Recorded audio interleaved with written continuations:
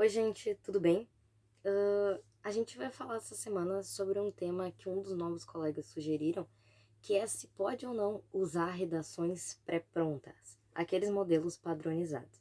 Eu já vou pedir desculpa de antemão se tá uma coisa meio ângulo-holandês e se a luz tá um pouco estourada, vocês sabem, eu sou prof, não blogueira. E outra coisa, se vocês viram o primeiro vídeo, que foi de apresentação do curso, e estão olhando agora e tentando entender por que meu cabelo tava comprido e preto e agora tá pequeno e vermelho, quarentena. Sempre lembrando, se vocês tiverem qualquer dúvida ou qualquer sugestão, é só escrever ou aqui nos comentários ou enviar diretamente para mim. Por que eu vou dizer para vocês não usem redações prontas? Por quê? O modelo de redação pronta é normalmente para uma pessoa que quer tentar padronizar um tema. Isso é impossível. Se fosse fácil padronizar um tema, não teriam temas diferentes todos os anos. A ideia não seria essa. Por isso que, por exemplo, provas como a Unicamp mudam o gênero todo ano, para que não haja um tipo de padronização. Então, o que eu quero dizer para vocês? Qual o problema principal de uma redação padrão? Vocês não são os únicos flocos de neve abençoado que tiveram a ideia. Poxa, e se eu abrir o site lá da Imagine e pegar um modelo de redação que tá pré-pronto sobre racismo? Vocês não são a única pessoa que pensaram nisso. Por que eu garanto para vocês que não? Eu sou professora e corretora de redação de 4 cursos diferentes. Imaginem se cada curso desses tem 10 alunos, são 40 alunos. Se cada aluno aqui escolher fazer uma redação, já são 4. Digamos que um aluno só de cada curso resolva ter essa ideia que vocês tiveram. Já são 4. Agora lembrem que são 6 milhões de pessoas que fazem a prova do Enem.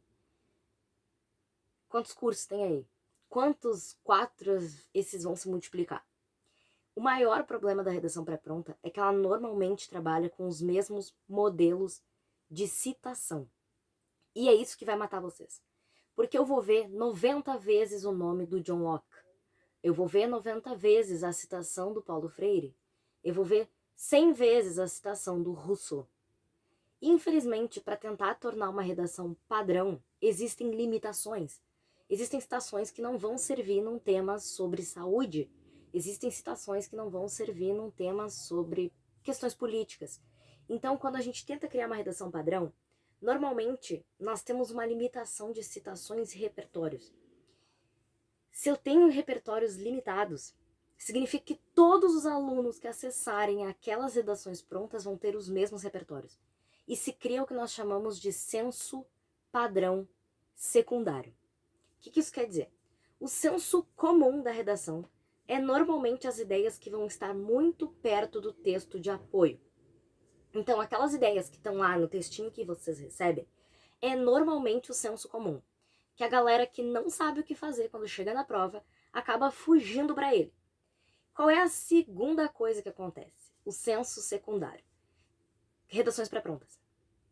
Tanta gente começa a se adaptar durante o ano a escrever com essas redações padrões, que quando a gente chega na prova, tem tanto aluno escrevendo do mesmo jeito, citando tantas vezes o Rousseau, que acaba virando um senso comum também. Mesmo não sendo uma ideia comum, padrão, direcionada pela prova, tanta gente usa, tanta gente repete, que a gente considera isso um senso comum. E vocês perdem ponto de autoria. Tá, mas professora, a autoria não é usar algo diferente? Sim, só que se vocês estão usando algo que todo mundo está usando, não é diferente. Por isso que a gente sempre indica que vocês criem o padrão, o modelo de vocês. O que isso quer dizer? Descubram o tipo de introdução que funciona para vocês. Lembrem no vídeo, eu vou tentar deixar linkado, que nem sempre eu consigo, e eu acho que é desse lado. Eu vou tentar deixar linkado aqui para vocês os modelos de introdução e até de desenvolvimento. Vocês vão lembrar, quem assistiu e quem não assistiu vai poder ver, que a gente fala ali, nós falamos ali sobre várias formas que nós podemos produzir, por exemplo, uma introdução. Vocês precisam contextualizar um tema. Mas se todo mundo for lá no site do Redação Online e ver uma redação com introdução que funciona para qualquer tema, mentira, não funciona. Até porque, se funcionasse para qualquer tema, todo mundo usava. Não funciona para qualquer tema porque normalmente vai ficar superficial. Mas a gente fala disso depois. A melhor forma de fazer uma redação padrão é o quê? A Constituição Federal permite e garante que todo ser humano tenha acesso a tudo. Top de linha. Legal, não é mentira. Mas todo mundo vai usar isso. Então, vamos fingir que você seja um bom aluno de história. Procura pra gente algo na história que se pareça com o tema. Você é um bom aluno de geografia. Procura algo na geografia, principalmente geografia humana, acho que é esse nome que leva, que sirva para vocês. Vocês têm dados, vocês têm citações. Gente, série serve como citação, desenho, dados, fatos históricos, Constituição Federal, livros, por exemplo. Vocês não precisam citar coisas específicas. Um Naruto bem citado vale 30 vezes mais do que o Bauman, que todo mundo copiou. Vocês vão ganhar ponto de autoria e ponto por criatividade e organização. Que significa que vocês entendem que aquele tema tem uma gama muito maior de repertório. Vocês não precisam citar sempre o Drauzio Varela em saúde. Grey's Anatomy é super válida. Então, primeiro ponto ruim dos modelos padronizados. Eles acabam criando um segundo senso comum. E vocês vão ter redações iguais a de um monte de gente e vão morrer com perda de pontos em autoria. E eu sei que muita gente aqui quer medicina. Quem quer medicina não pode estar perdendo ponto por bobeira, principalmente ponto por autoria. Então, evitem o modelo padronizado, primeiramente, porque vocês vão acabar com uma redação muito parecida com a de todo mundo. Reforçando o que eu acabei de falar agora. Qual o problema da superficialidade? Uma redação padrão, criada para servir para qualquer tema, normalmente ela não serve para tema nenhum. Porque ela vai falar muito abertamente sobre nada ou sobre qualquer coisa. Segundo a Constituição Federal, todo ser humano tem acesso aos direitos básicos. Qual? Se a tua redação é sobre saúde, eu quero saber sobre os direitos da saúde. Eu não quero saber se ela permite que as pessoas tenham acesso à liberdade. Dane-se a liberdade para mim nesse momento. Outra coisa, citações padrões como segundo John Locke, o homem é o que a educação faz dele. Segundo Jean-Jacques Rousseau, o homem é o lobo do homem. Esse tipo de redação leva vocês a lugar nenhum, porque ela é muito aberta. Por isso que a gente prefere um dado às vezes. Por isso que a gente prefere uma citação de uma série que vocês conheçam. É muito mais fácil algo direcionado, mesmo que diferentão, do que algo super cheio de autoria. Uau, quem é o Grey's Anatomy perto do Rousseau? Se for bem citado, a doutora Meredith Grey é muito mais importante que o Rousseau. Então, o segundo ponto perigoso para vocês é acabarem com um termo aberto, com uma redação que não vai diretamente onde vocês precisam. E acaba ficando aquele monte de palavra que não quer dizer nada com nada, que só não tem erros ortográficos. Que é o nosso terceiro ponto. Sim, na verdade não. Vocês não podem perder pontos bobos, principalmente em ortografia. Vamos lembrar que cada competência vale 200 pontos. E a competência 2 e a competência 5 são as mais fáceis de gabaritar. A competência 1 é mais fácil de se perder ponto. E é para isso que a redação padronizada é criada. A redação padronizada é principalmente pensada não pela dificuldade de adequação de temas. Ela é pensada para que vocês evitem a perda de pontos em gramática. Porque como vocês vão estar sempre escrevendo as mesmas frases, as mesmas citações, nas mesmas ordens, vocês dificilmente vão errar a padronização delas. E logo vocês vão errar a pontuação das frases por completo. Porque vocês vão mudar meia dúzia de palavras no fim das contas. É para isso que a redação padronizada serve. Porém, a escrita também ajuda nisso. Se vocês escreverem um tema por semana, vocês vão se adequar quando receberem a correção. Por exemplo, toda vez que vocês escreverem um mas ou uma conjunção alternativa, ou aditiva, ou explicativa, ou conclusiva, toda vez que vocês colocarem ela lá sem uma vírgula, vocês vão receber uma correção, dizendo, por favor, acrescente vírgula aqui. Na primeira vez vocês vão errar, na segunda talvez não, na quinta não tem mais como errar. Vocês já receberam aquela correção diversas vezes. Então, qual o problema? Gramática. Mas perder ponto em autoria para ganhar em gramática não é uma solução. porque vocês ainda assim estão perdendo pontos, que talvez vocês não perderiam usando uma outra citação. Então vocês estão trocando, tipo, 40 pontos da C1 por 40 pontos da C3. Não vale a pena. Então, quando o colega perguntou, prof, posso usar redações padronizadas? Poder, vocês podem. A dica seria, obviamente, não usem. O melhor que vocês têm a fazer é criar o padrão de vocês.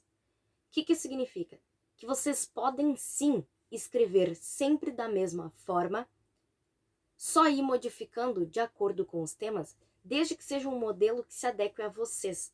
Por exemplo, eu não era uma boa aluna lá em exatas, mas eu era uma boa aluna de humanas. Então, eu usava vários temas que tinham a ver com a história. Até porque, gente, sempre lembrem, o fato histórico é sempre o mais fácil de ligar. Por quê? Porque vocês já estão estudando história. Vocês já têm que estudar história para fazer o vestibular que vocês vão fazer e para fazer o Enem. Então, querendo ou não, o cérebro de vocês já tem alguma ligação com essas informações. Ele já tem alguma ideia do que isso quer dizer. E outra coisa, o nome do repertório é sociocultural. Usem as séries que vocês gostam, usem os desenhos que vocês assistem, usem as músicas que vocês ouvem, os livros que vocês leem. Não me importa se vai ser um mangá ou se vai ser o Grande Sertão Veredas. Não importa se vai ser um filme super conceituado, Os Miseráveis, ou vai ser Pokémon 2000. Se vocês aplicarem uma citação corretamente dentro da situação do texto, está perfeito, maravilhoso, palma para vocês, corram para a torcida e agradeçam a galera. O mais importante numa redação é que ela seja autoral. Nós temos uma regra aqui no curso que todo mundo sabe, que é a redação de vocês é independente. Significa que ela só é válida a partir do momento em que vocês a criam. Ela não depende de mais nada. Nada no universo pode interferir na redação de vocês. Por isso que a gente sempre diz, se afastem do texto de apoio. Porque, em teoria, para o corretor, o texto de apoio não existe. Então, a redação de vocês tem que ser independente, tem que se parecer com vocês. Ela tem que se parecer com o que vocês pensam. É por isso que eu quero a tese de vocês. Eu quero a tua intervenção. Porque a redação do Enem, ela é pessoal. Se não fosse, não teria por que ela existir. Imaginem, por exemplo, o vestibular aqui da onde eu moro, eu sou do Rio Grande do Sul, o vestibular da URGS. O vestibular da URGS oferece 65 mil vagas. O Enem tem 6 milhões de candidatos. A distância é muito grande. Os números são muito absurdos no Enem. Então, a chance de vocês terem redações parecidas com a de vocês é muito grande. A menos que a redação se pareça exclusivamente com a pessoa que vocês são. Por exemplo, se vocês gostam de Naruto e MC Kevinho, a chance de outra pessoa gostar também tanto do Naruto quanto do MC Kevinho e associar com aquelas ideias que vocês fizeram é muito menor do que todo mundo que foi lá no site da Imagine e copiou o John Locke e o Rousseau. Pensem nisso. É muito mais difícil se parecer exclusivamente com vocês. Então tentem sempre criar um jeito de ligar as ideias de vocês a quem vocês são. É claro, não dá para viajar muito na maionese e resolver que vocês vão citar El Chan numa redação sobre prisão. Não dá também para viajar tanto. Mas sempre tem algum episódio de alguma série, alguma ideia diferente num filme que vocês assistiram, um livro, um mangá, um gibi. Sempre tem algo que faz parte de vocês que vai trazer uma vibe daquele tema. É muito mais difícil copiar quem vocês são. Então, gente, a prova é autoral. Sim, vocês precisam apresentar aqueles pontos específicos, uma contextualização, uma organização. Precisa, com certeza. Mas vocês também precisam de um texto autoral. Então, a redação personalizada mata a autoria, porque ela é uma redação criada para um grupo gigantesco de pessoas, para um grupo gigantesco de temas. Ela não tem como ela ser autoral, porque ela é feita para vários temas. Como que alguém vai ser autoral se é feito para várias coisas? A lógica é básica. Então, eu não indico redações personalizadas, eu indico que vocês criem a personalização de vocês. Comecem a produzir um texto. Vocês vão mandar uma redação, vão mandar uma redação lá para a correção que vocês têm, para o site que vocês assinam, para o prof de redação de vocês. Aí ele faz uma correção lá na introdução e tem, 2 erros de vírgula. Aí vocês percebem, ó, eu consigo fazer essa redação aqui. Essa introdução funciona. Então essa vai ser a introdução que eu vou usar agora. Ponto. Você já tem um modelo de introdução. Pô, vou só variar o que precisa. Digamos que tu citou um fato histórico, eu só vou mudar o fato histórico. Mas o modelo dela você já tem pronto. Funcionou. Ah, vou começar a testar um desenvolvimento por fato histórico. Putz, não deu muito certo, Sora. Não me dei bem. Vou tentar com dado. Bah, com dado funcionou, Sora. Posso usar só dado? Vai. Gente, a redação é pra ser pra vocês. Vocês não tem que parecer com a redação de ninguém. Ah, mas eu li uma redação nota 1000 que só tinha citação de filósofo. Problema dela.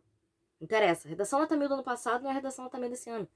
Pensem que há 4 anos atrás, para tirar nota 1000, tinha que ter 3 agentes na intervenção. Agora só precisa de um. Então, nenhum modelo de redação vai ser igual. Talvez uma redação nota 1000 do ano passado não tivesse nota 1000 esse ano. Feito? Qualquer dúvida vocês podem deixar aqui nos comentários. Vocês podem perguntar, mandar e-mail. Mas a dica desse vídeo é: não usem redações pré-prontas. Criem os modelos de autoria de vocês. Feito, gente? Qualquer dúvida, vocês podem sempre entrar em contato. Bebam água, usem protetor solar. Para quem vive em estados mais quentes, bebam muita água. Para quem vive em estados mais frios, usem cobertor. Não saiam de casa ainda, nós ainda estamos em pandemia. Se inscrevam no canal se puderem para ajudar e deem um like. A gente se vê no próximo vídeo. Tchau!